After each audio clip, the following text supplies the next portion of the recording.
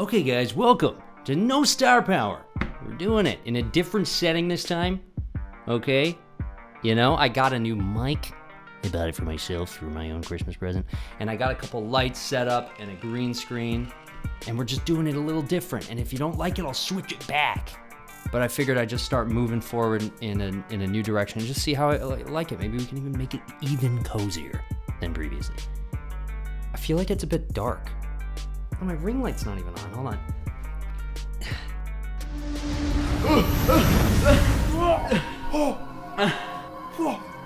Whoa! Please stop! Please stop! No! No! Don't unplug it! Don't unplug it! Don't unplug it! What? It's me! Wait, Like a Fox? It's me! It's Michael from Like a Fox Studios!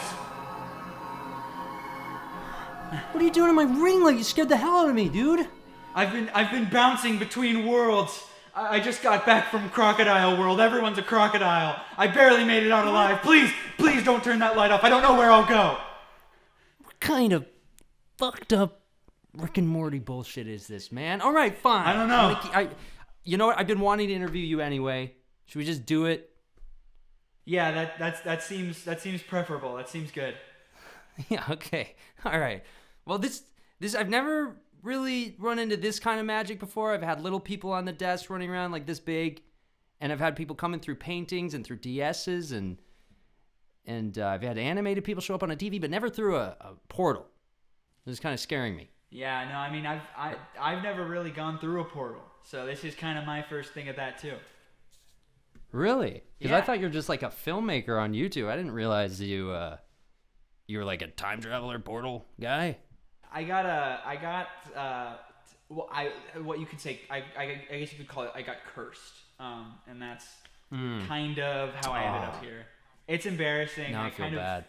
I kind of goaded it. I sort of, it's on me because there was a witch and I basically told her like, oh, don't curse me. Like I was making fun of her in front of a group of people. It's not important. The point is I'm here. Oh, you did like a you played your cards. You played your card. You played your, overplayed your hand. I took a gamble. You overplayed your hand. Yeah, I was being a dick. Oh, dude, shame. But I mean, as long as you're here now and not in Crocodile World or wherever, and you're safe with me, I'm just going to ask you some questions for a half hour. Unfortunately, I don't know if I could have you here for that much longer because I got to go to bed and stuff. That's all right. It's late here. Yeah, okay. Yeah. All right, well, why don't we just get started? Okay. All right, man. Portal Michael. It's good to meet you properly. Yeah. I watched all your stuff last night. Awesome. It was really funny. I never know if that's a good thing or a bad thing because some of it's not great. Right. Dude, that's how, you know what? I disagree with you, but that's how one feels, you know, as a creator. That's how I tend to feel sometimes. But yeah, you know, it's good stuff. It's good stuff you got. You know, I've never watched all of it through. I think I still have some to watch, but I've always dabbled by going through. I'll watch one, but one thing I've always noticed is your thumbnail game is ridiculous. Oh. You have this like sense with thumbnails. You have this like, it looks like a candy shop or something. Every one of your videos is like so easily clickable. Is that something like you always started forward with? You had that intention all the way from the start? I had some pretty bad thumbnails for a while, and I think at some point I was like, okay. It's always funny, like the period of time where you just use the auto thumbnails. It's funny to look back on that. Yeah.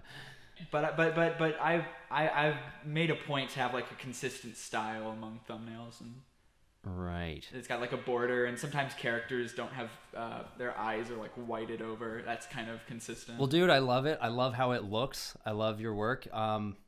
So I look back, you have 75 videos now. Like, when was it when you decided, because there's one that's like 6 years ago, and then a couple 6 years ago, and then a couple 5 years ago, and then suddenly it's like 4, and then 3, and then it's like, you know, much clearly like more monthly or weekly after that. Was there a certain point where you decided I'm just going to start the YouTube grind, as some call it, like just start posting every week? Yeah, I think I think I've always wanted to do like one a month, and just failed like spectacularly at it for the longest time.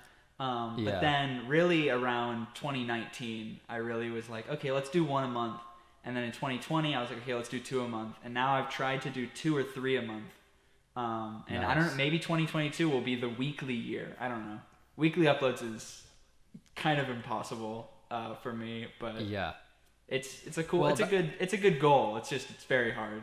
Well, that's cool because the thing is, like, with your stuff, it's got a lot of polish to it, right? And I've had this debate before. It's not really a debate that I have any stake in, but it's something I like to ask people. I asked Alex Martins, I've asked Joel, I think I asked Trent this question too. But the question is, like, it's this debate over low effort look versus high effort look. Because of course, sometimes and most of the time, it's intentionally low effort or intentionally high effort, depending, you know.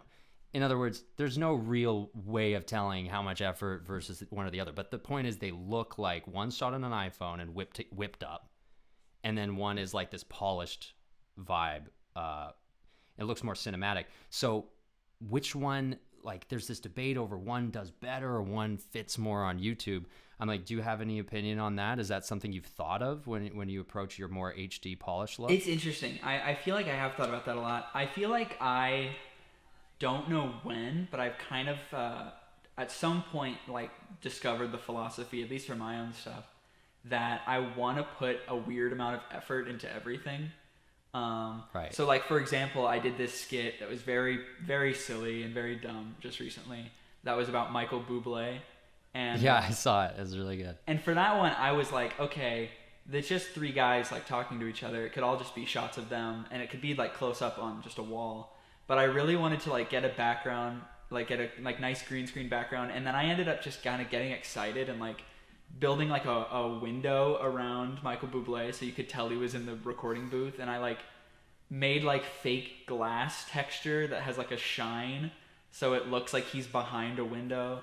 And I don't know, I find that that's really fun to do. And I don't know if it's like, I don't think I would like beat myself up if I had like kind of a more like low effort style video, but I think it would feel weird to just make one all of a sudden when I've now set sort of a precedent that's like, we're going to go that extra mile to like weirdly like make something look this much more real, even if it's like clearly still green screen.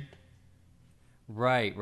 I see what you're saying. So there's this, it's not like you're actively thinking like, oh, I'm going to target that HD vibe to it. It's just this like natural inclination to go, okay, how can I make this look a little more accurate to what the setting is or what I'm trying to portray? I think so. I think it's just like what's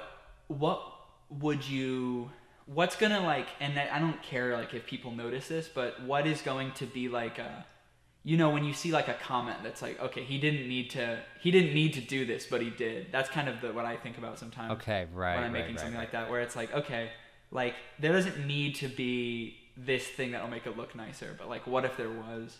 I don't know. I find that very fun. Okay. Maybe it's like a self-conscious thing. I don't know, because I'll do that because I don't think I could make like a sort of like pee pee poo poo style edit of a video. And maybe that's like me not having like the confidence in the joke or something, but like I don't know. I think at this point it's now like I hope people who watch my channel come to expect that it's like it's gonna look that much more like put a little effort into it. Yeah, I see what you're saying. Yeah, I have the same thing actually. I find I talked to Alex Martins about this, and I've tried a few times, and it actually it's fun to let go a little bit, but it's like it's not comfortable for me to try to like leave something fucked. Like I think there's one moment where like audio is just like out of sync in one of my sketches that I tried that I intentionally was just like running and gunning, let's see how this feels. And I love the sketch, but that moment where like it definitely was from having watched it, like not watched it over enough, that I missed this one little thing. And the pain that inflicted on me was too great. And like the next few videos, I was like, I have to make sure it's good before I export it this time. And it's like I immediately abandoned that vibe. But it was fun to try, and maybe I'll do some more of it. But it's definitely not my natural inclination. It's neat. I like the lo-fi style is cool, and like I like Alex does it. He nails it. Like he kind of has that style sometimes, and it's always really funny. and a lot of YouTubers will do that style, and I really like it. I think I'm just like at my core really like the production of stuff. I think that's sort of like that's kind of what I studied, and that's like doing bigger scale things with like lots of costumes and lots of like fun set stuff is really fun to me. It's kind of like I think what I love about it. So it's like doing that kind of like sort of like lo-fi, low edit, like low effort style.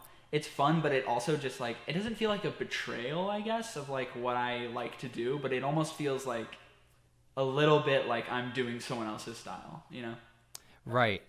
And that's like for anyone who's not a creator or wants to get started, I can vouch that that's one of like, that's such a powerful negative feeling to have when you feel like you're trying something that isn't yours. And no matter what, that's something you always got to follow. So that's good that, I mean, once you had that instinct, that was something you followed. Something I notice about your videos is a lot of them end really abruptly. Like once the bit is done, you're like, it's over. And is that intentional? Does that have anything to do with algorithm?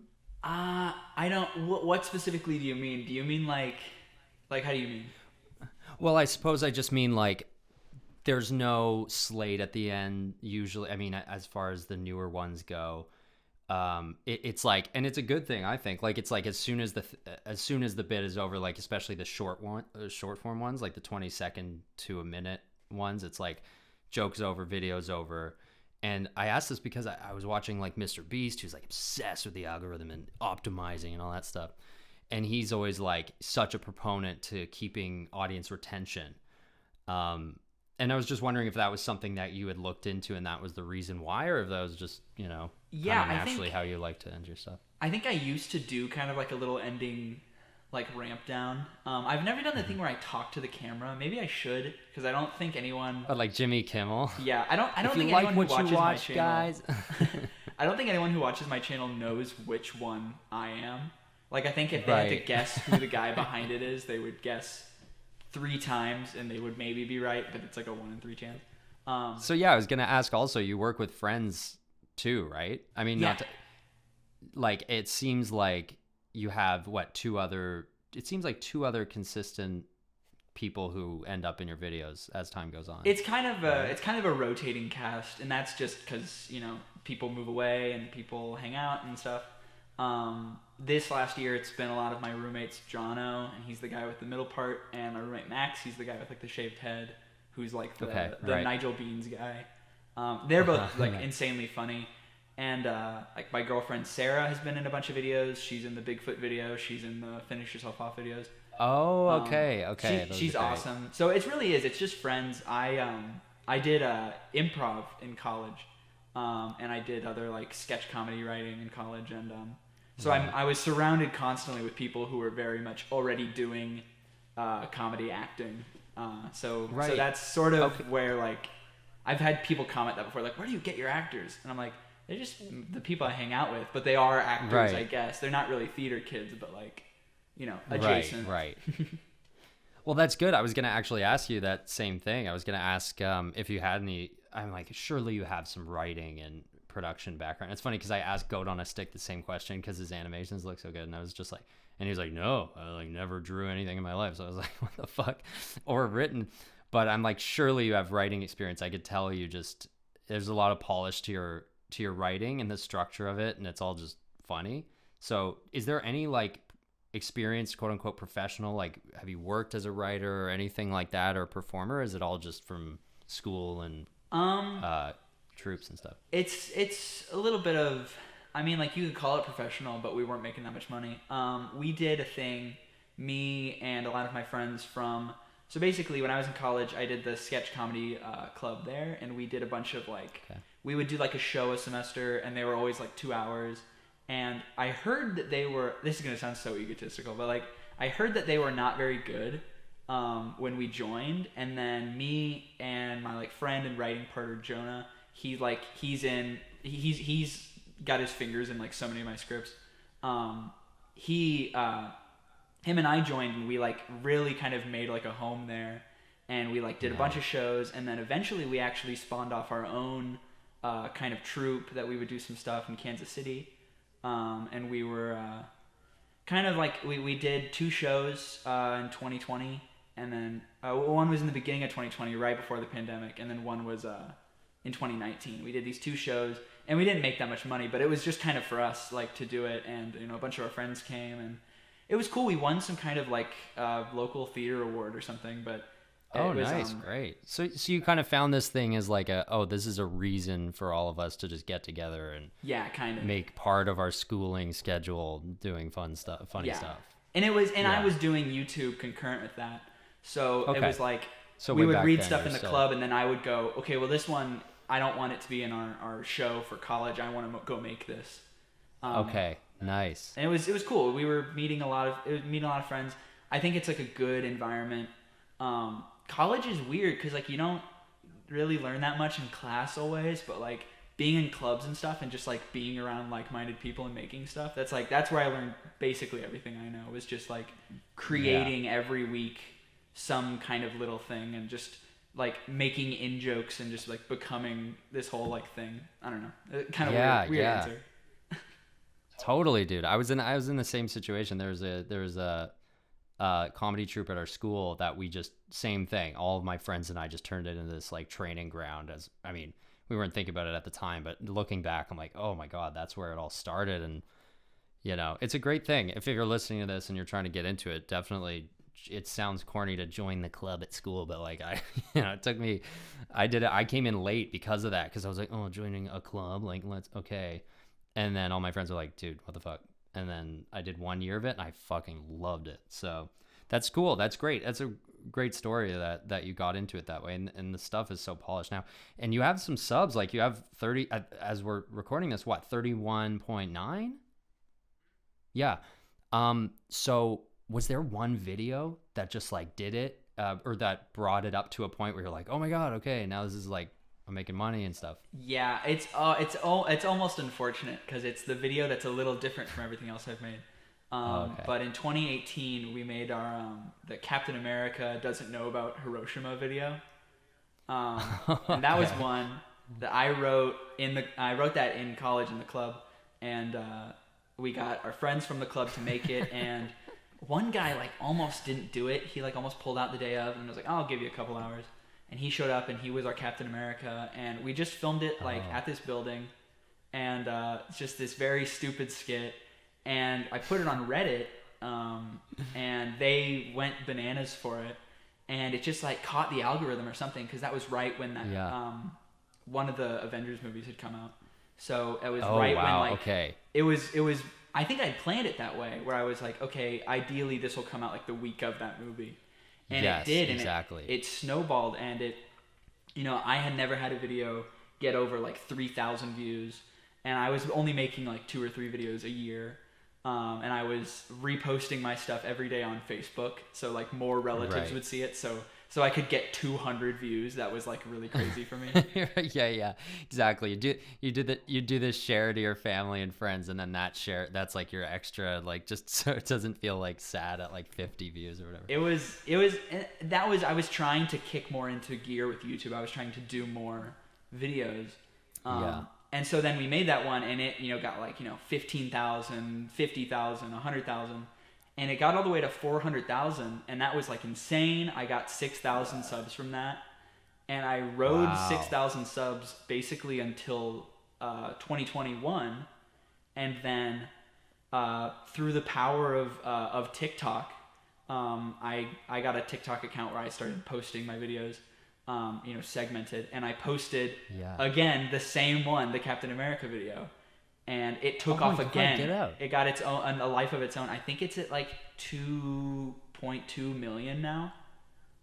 Shit! So it really grew, and then we had a couple like little hits since then. Like we had a couple like 100,000 videos, but that one really took off a second time, and it was getting views all through 2021, and that was bringing in subscribers. So we got 10K, and then we got 20K in the summer.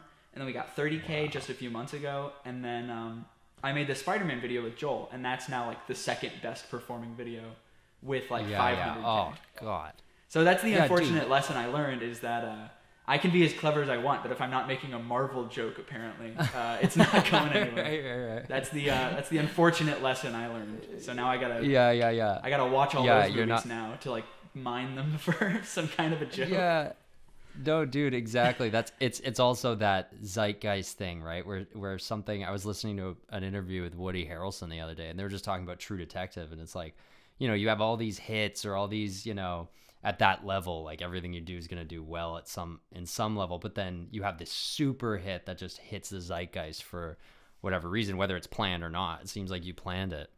But yeah, I guess that just happens, man. And then you just kind of like, yeah. Do you feel pressure to make more videos like in that style now? Like now that, I mean, your other videos do great. But, It's weird. I guess. I feel like with 30K subs now, I can kind of just do what I want. I mean, I could have done what I wanted before, but it's less like if I post something, it'll get a few thousand views, and that's a nice feeling knowing that. That's great. That's kind of consistent, but also.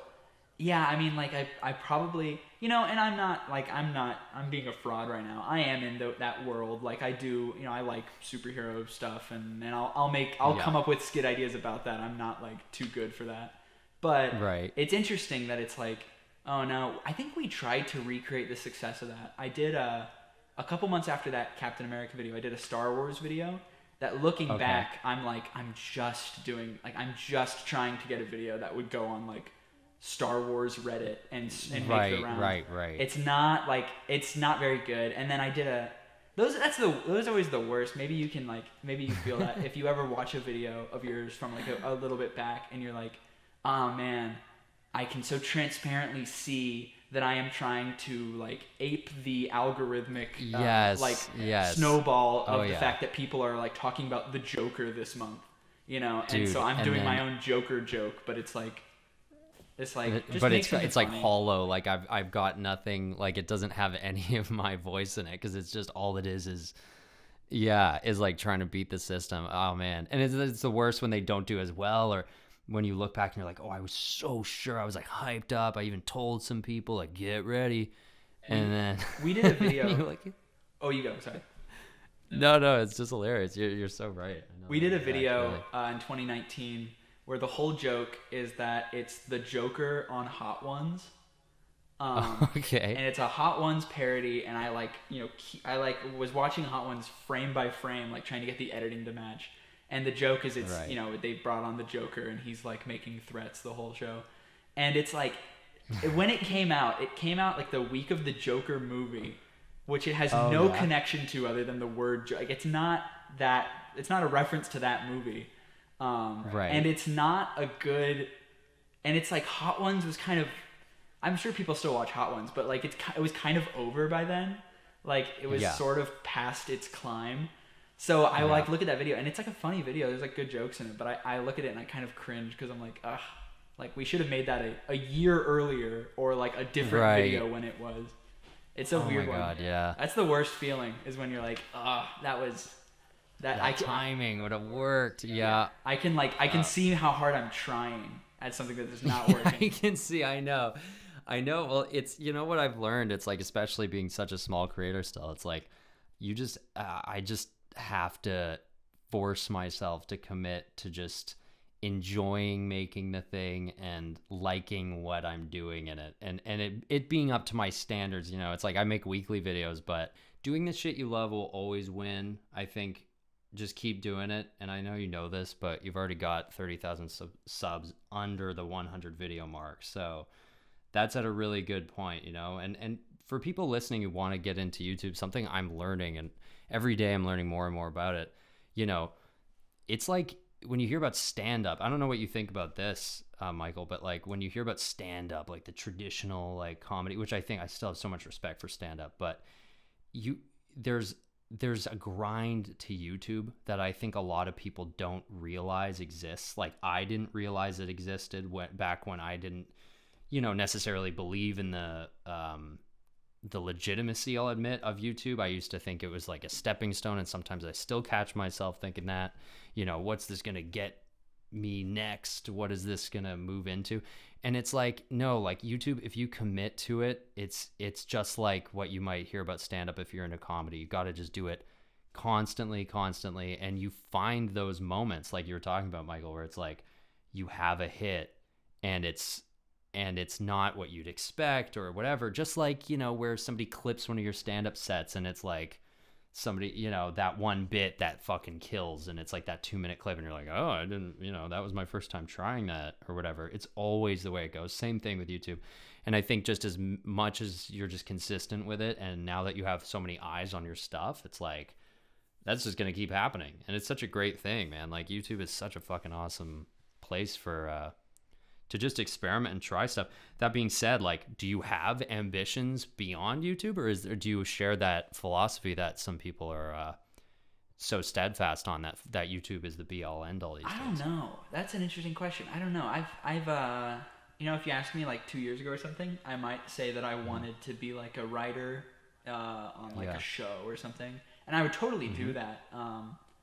But I think writing is the thing I like the most. I like acting, I like performing, obviously, but I think writing is like, if I was gonna move on, I would want it to be, if there was a goal, it would be that someone sees my channel and is like, we need to get him in here, and I wouldn't even leave the channel behind. I would keep doing it, because that's the weird thing. I'm like, I don't think when I was 20, I thought I would be doing this when I was 24.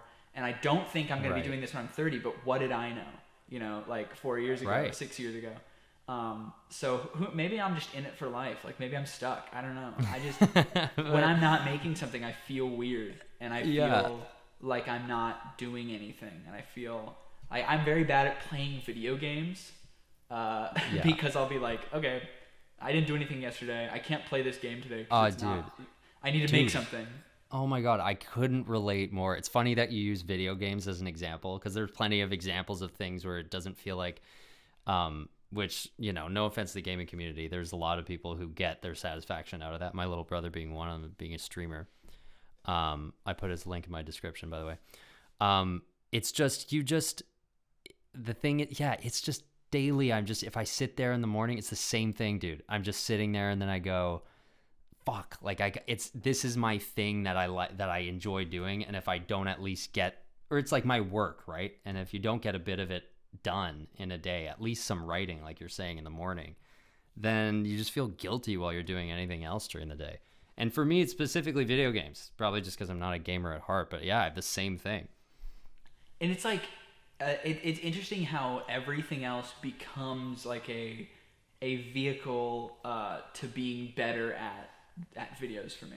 Like, I can't play video games, but I'll sit down and watch a movie, but I also feel like I'm in some level enriching my taste. Yes. I totally and like, agree. every movie I watch, I have at some point some idea off of it that roots back to like my art. So it's interesting. Video games is weird.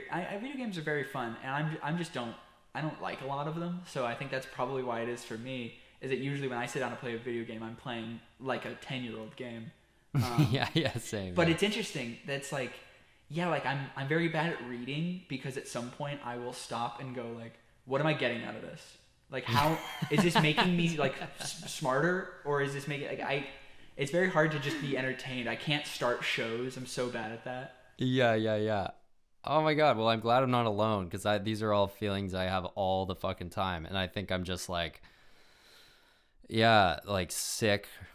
And it's also like, I will genuinely kind of beat myself up about it, because I'm like, I don't make enough, like, it's like, I'll be like, why can't I sit down and play a video game? Yeah. I don't post weekly. Like, I don't have that rigorous a schedule. But then I'll be like, well, that's why I can't, if I can barely handle it now, I can't play this video game. It's so weird. It's probably toxic. Yeah. Like, it's probably a bad mindset that I should like no, man, it's great.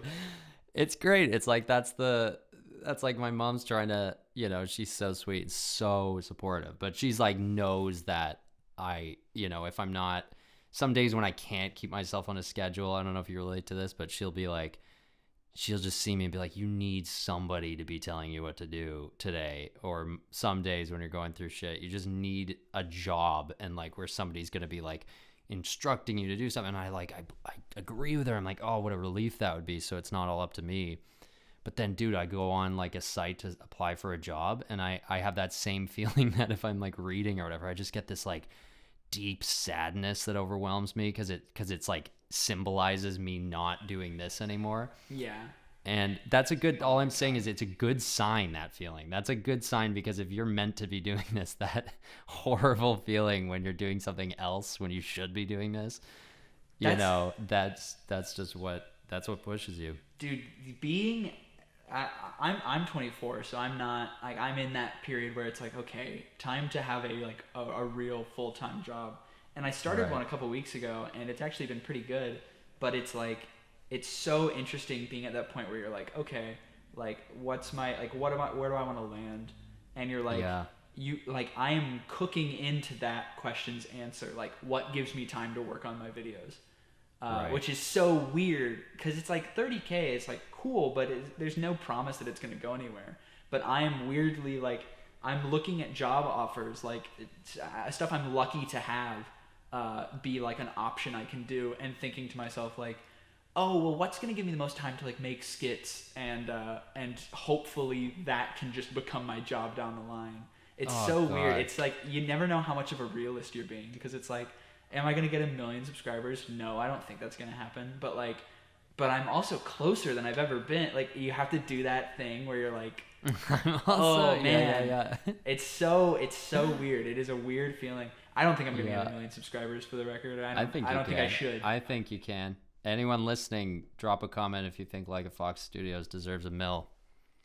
I think you can, man. Like I said, it's a grind. It's just as long as you're doing it. Like, not as long as you're doing it, but the longer you do it, the more chance there is of that big thing. Or, like, maybe that's not your ambition to stay on YouTube, and all it takes is that, that video that's authentically yours that blows up instead of the Marvel one.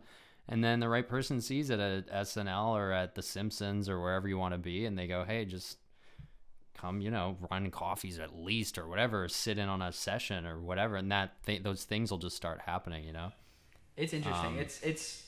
It's cool. I don't like that's always what I say is, I'm like, it's a weird time, but it's like, man, if my job could just be to make this stuff, one, I'd make 3 times as much, and two, like, that would be like, I could focus on it. And I don't know, it's just a crazy, like I don't know. I'm making it sound like I want money and subscribers. I don't care about that. What I care about is, like, creating stuff is, like, so fulfilling for me. It's like something everyone should do. And well, it's like clearly, one of those, like, yeah. I mean, like, what you seem to want is just being able to financially to support yourself while doing it. Right? Yeah, if I could just focus on every video, because I try to give every video the focus I can, and it doesn't always work out. Sometimes it does. It's just it's like, it's a grind. It's like, it's built to kind of break you down. It's built to be kind of impossible, but it's like, it's more possible than ever now to, like, make actual money from it. So, like, I don't know. And it's cool. Only going to get better and better, man. Like, there's tons of people, and I'm part of that camp now, that believe that YouTube is just, it's not even at its peak yet. Like, it's going to get to the point where, YouTube is looking back on the time when the biggest YouTuber was somebody like Mr. Beast, who I actually love, but, or somebody like Cody Ko, who's doing, like, reaction videos, or like I said, Mr. Beast doing, like, these challenges and stuff like that. And it'll be like, oh, well, that's part of YouTube. That used to be kind of all it was like these, and then, the educational videos, like what's like Mark Rober and stuff. And it's like, at a certain point, it'll be, oh no, there's that, plus, like, every every TV show you watch minus a few, and every fucking movie you watch minus a few, whatever. It'll be like that, I think, or something on that level. Which brings me to my next question. There's this movement called the folk filmmaking movement, which I would say has been championed pretty heavily by Joel Haver and 922 Films / $5. What's the slash? I'm so sorry, guys. But yeah, 922 Films. And they post, I think he did a 1 feature film a month challenge. And they're just posting them on YouTube. And it refers to basically not making a movie and having to put it up on YouTube as a last resort, which is what I did with my web series. It was kind of like, yeah, I guess I'll throw it online. And that's what everyone in the industry, when I was trying to sell it, was telling me to do. Like, oh, you can get some money out of it. Don't just throw it on YouTube for free. Like, there's all these people saying that should be your first move. That should be your first resort. So like, what do you think about that? Would you ever consider doing a feature film or anything? Is that an ambition you have? That's interesting. I've done a feature before. I did one in high school. Nice. And it ate up all my time.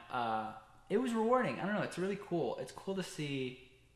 It's cool. It's putting your stuff on YouTube. I feel like is really good. I feel like it's not just like it's like it's a valid platform to like put your stuff up on, but it's also like it to me makes the most sense. It's like I'm always bothered. I think I've heard Joel like echo this sentiment too. I guess I'm echoing his. Is that so many filmmakers that are doing it kind of like the right way, the way they tell you to do it, are doing a thing where they make a film and then they kind of hide it because they need to get it into festivals. So no one gets to see it. And so many friends ridiculous. Or people I look up to have made these films. I have a friend who goes to a different school. He's an actor, and he used to be in a lot of my videos. And he's acted in this film that was like this guy's thesis film, and they put all this work into it. And no one gets to watch it. Like it's hidden essentially, because if you put it up online for free, the festivals don't want it. And it's like, wait, like what if people like it online? Like what if it's great? Like why would you like exclusivity is like there's no place for it in art, in my opinion. If that is the art, maybe like, you know, I understand that there's certain things you can't get online. But filmmaking, I feel like when people just put it up online and it kind of like democratizes it and it's free and you can just look at it, or you can, you know, make it like a thing where you are on someone's Patreon and then you get to watch their film or something. Like, I don't know, just moving all that stuff online is so cool to me, because it doesn't just make it more like, it seems more accessible because it is accessible, but it's also like you get so much more art out of that. Like it's a win-win. Like as a consumer, you get so much out of that for free. And it's consumer and creator, and hopefully down the line for people who you know, need to be paid for their time to make the films, you know, who are paying rent and things like that. It's like, you know, hopefully there's more income for people who are posting them online. Right now, the obvious argument against the folk filmmaking movement as well, what about filmmakers who are trying to make money off of their thing and are obviously gambling to make their budget back or whatever it is. And yeah, of course, like I couldn't imagine if you put in a ton of money and you're trying your best to just get some film festival rewards and things like that. But, you know, I think down the line it'll be much, much easier if this movement really takes off to get your full money back, especially with NFTs and all that. Honestly, like NFTs is, I think, going to really help with this kind of thing in the future. But that's a whole other conversation. But you know, yeah, absolutely. It's all better, and it all moves in the direction of the sentiment you were talking about before, which is like, you know, what am I making? Am I making it to blow up? Am I making it, you know, just only like when I can, because all I want to do is make this? And it's like what this feeling is also working towards, of going, let's just throw it online for people and like be proud of that as the plan. It also is just it's also like promoting the idea of just making it for making it and not expecting some sort of return out of it, especially off the get-go. And it's a really freeing feeling, because that's kind of helped me just make my videos weekly without having panic attacks every time. I have some here and there, but panic attacks every time, wondering, okay, so I'm just, you know, doing this every week for 100 views or whatever, which that used to be how I feel. And I'm so grateful these days for even one view. But you got that, and for that reason, you just got to fucking believe in the energy of putting it out there and having it be received and nothing else. And if you get paid for it, that's a plus, right? It's interesting. The financial argument is really interesting, because it's like, either way, it's kind of a gamble. Like you are gambling on like you have to have faith in either. I mean, either way, you have to have faith in yourself, and that's like already kind of impossible. Right. But it's like you have to have faith either in your audience or in this kind of like invented class of like festival runners. And it's like you could put all this work into it, and you can do the festival route, but at the end of the day, like your payment, all of your budget is resting on does this group of people like it.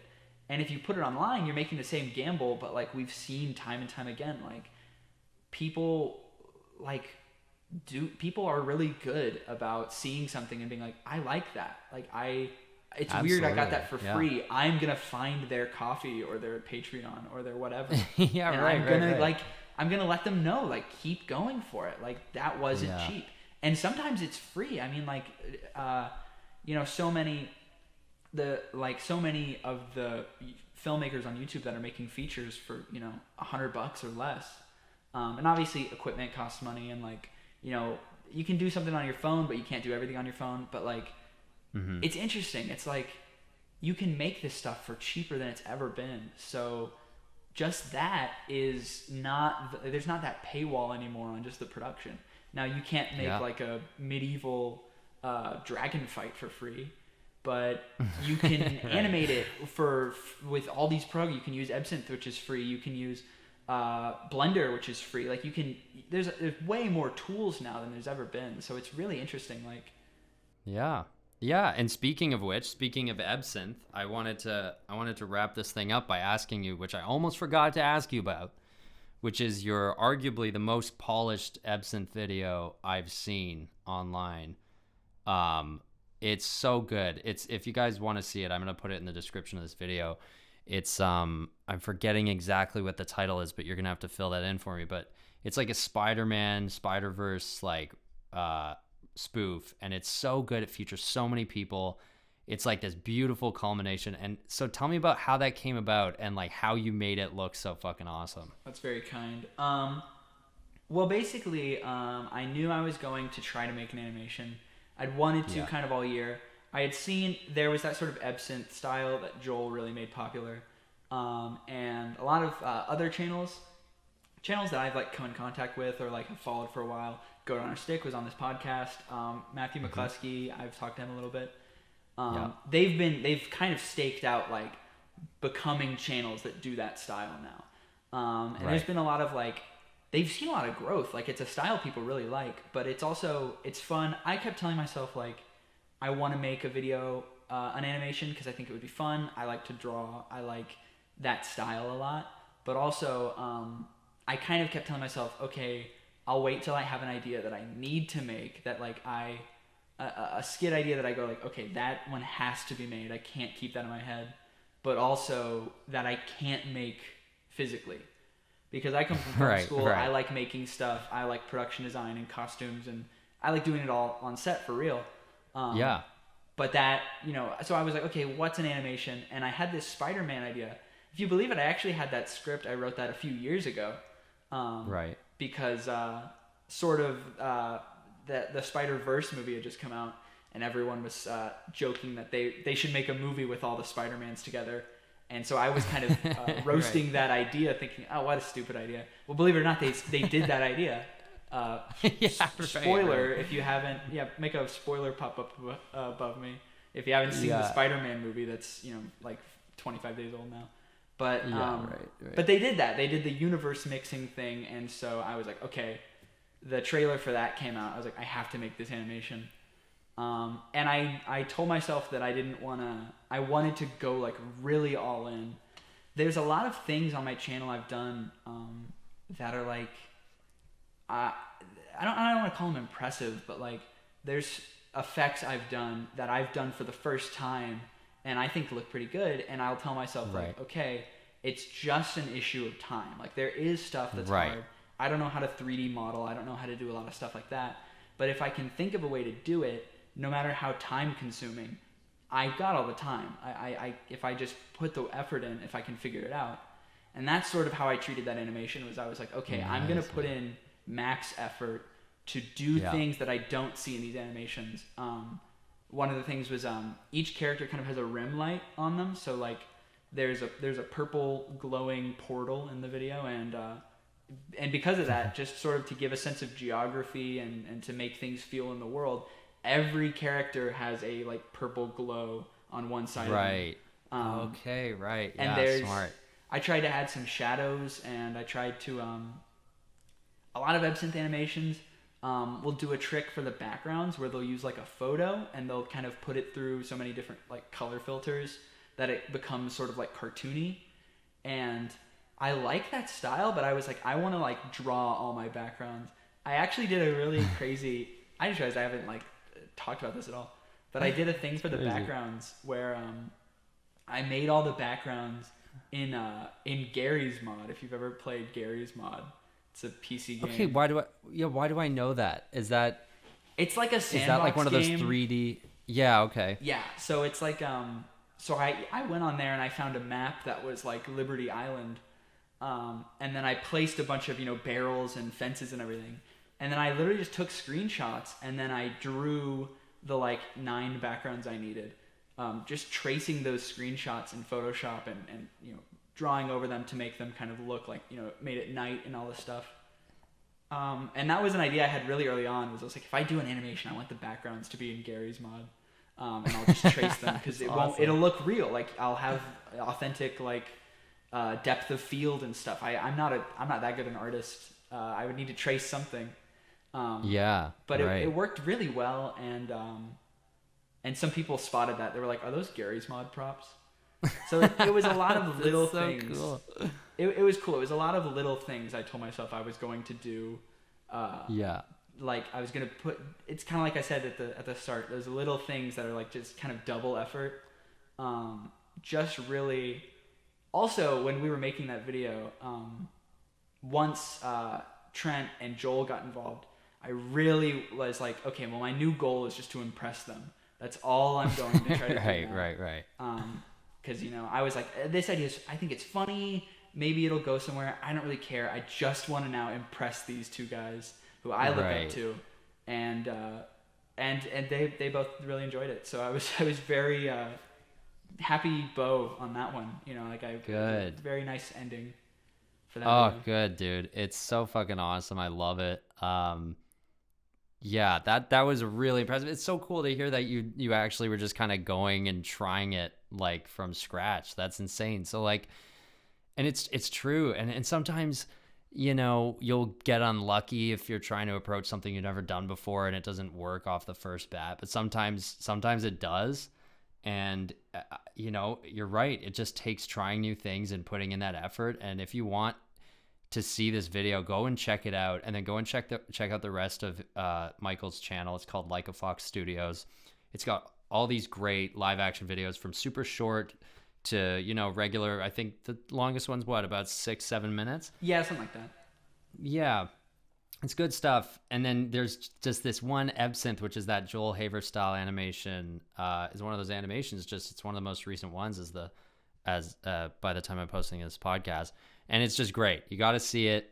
Make that your introduction to Michael, and then go check out the rest of his stuff. Michael, it's been awesome to have you on the show. Thank you, dude. Thank you very much. I'm gonna have to. Oh yeah, I have to go unplug to the next world. I know. I'm sorry. I'm sorry. It's a little. It would be a little too pushy to stay in my room overnight or any further. That's so all right. I just hope you end up somewhere like, bearable. Hopefully, that would be my hope. With low crocodile output. Yeah, less man-eating lizards. Okay. All right. It's been great. Send me off. Okay, take care. I hope this doesn't kill you. This isn't gonna kill you, is it?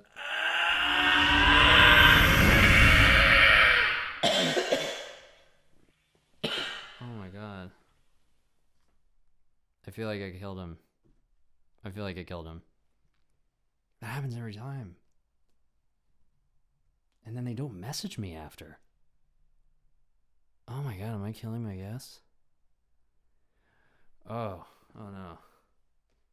Alright, well, if you guys want more No Star Power, guys, this is my podcast. I put it out every week. Whether it's on a Tuesday, which I normally say it is, or it's on a Wednesday, like this one I think is going to end up being. Put them out, and sometimes I'm just talking, sometimes I'm reacting to videos, and sometimes I'm talking to wonderful people like Michael from Like a Fox Studios. Please, check out the rest of them. Check out my channel. Check out Michael's channel. Love ya. Take care. Bye-bye.